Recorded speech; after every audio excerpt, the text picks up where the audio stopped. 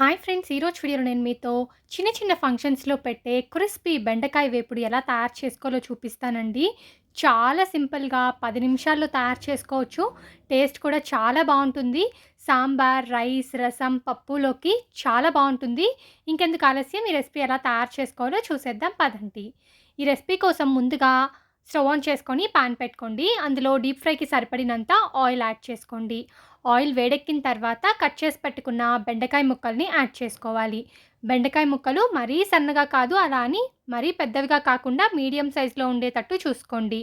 ఇప్పుడు మంటని మీడియం ఫ్లేమ్‌లో పెట్టుకొని బెండకాయ ముక్కల్ని బాగా వేయించుకోవాలి. మధ్య మధ్యలో కలుపుకుంటూ బెండకాయ ముక్కలు గోల్డెన్ బ్రౌన్ కలర్ వచ్చే వరకు కూడా ఫ్రై చేసుకోండి.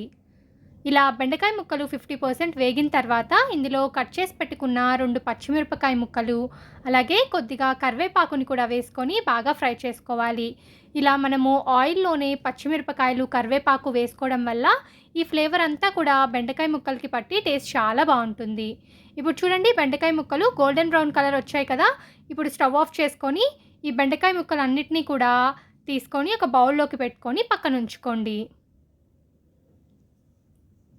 అలాగే మనము ఇదే పాన్‌లో కొద్దిగా పల్లీలని కూడా వేసుకొని ఫ్రై చేసుకోవాలి.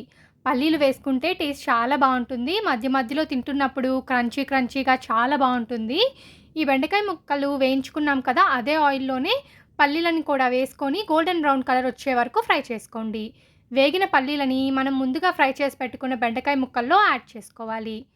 ఇప్పుడు ఈ బెండకాయ ఫ్రైకి కావాల్సిన వెల్లుల్లి కారాన్ని సిద్ధం చేసుకుందాం. ఒక మిక్సీ జార్‌లోకి 7, 8 వెల్లుల్లి రెబ్బల్ని వేసుకోండి. అలాగే అర టేబుల్ స్పూన్ ధనియాలు, అర టేబుల్ స్పూన్ జీలకర్రని వేసుకోండి. నేనిక్కడ పావు కేజీ బెండకాయలతో ఈ ఫ్రై అయితే చేస్తున్నానండి. దానికి తగ్గట్టుగా నేను వెల్లుల్లి కారం తయారు చేసుకుంటున్నాను.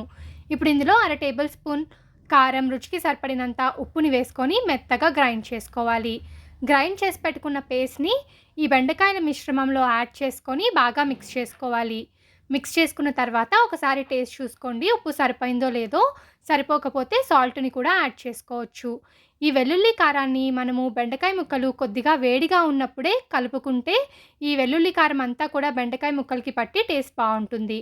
అంతే అండి. ఎంతో టేస్టీగా ఉండే బెండకాయ వేపుడు రెడీ. మీరు కూడా ఈసారి ఎప్పుడూ చేసే విధంగా బెండకాయ ఫ్రై కాకుండా ఇలా డిఫరెంట్‌గా తయారు చేసి ఎంజాయ్ చేయండి.